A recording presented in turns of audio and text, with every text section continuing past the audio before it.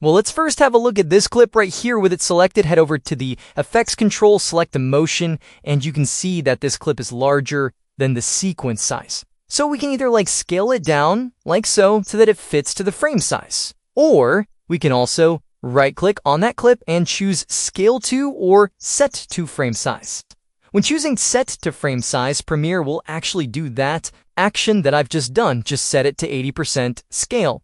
But when choosing the other option, Scale to Frame Size, you'll see that it will do the exact same thing here in the Program Monitor, but it will retain the scale at 100%. And it's going to take a little time if we have to right-click every clip and scale or set it to the frame size. Well, for starters, we can go to the menu here, Edit, go to Keyboard Shortcuts. Let's just search for Frame Size. Here are those two options, so we can already set a short key for that if we like so. However, there are some better ways to do it. First of all, we can select all of the clips in here, go over to the menu here, Clip, then go to Video Options, and from there, select Scale to Frame Size.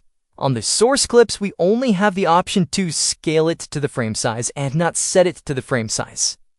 So when we do that, all these clips are now scaled to the frame size. So when we're going to drag any of these files here to the timeline, select that clip, head over to the motion property, you'll notice that the scale is set to 100.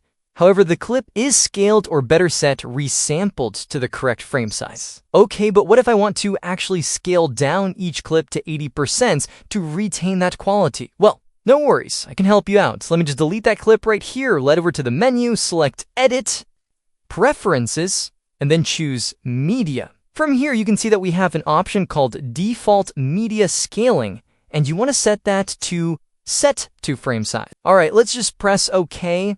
And whenever we're going to add any of these clips here to the timeline, let's say clip 12, you'll notice that it has automatically now been scaled to 80%. And from there, we can upscale that if we like so to 90 or whatever we want.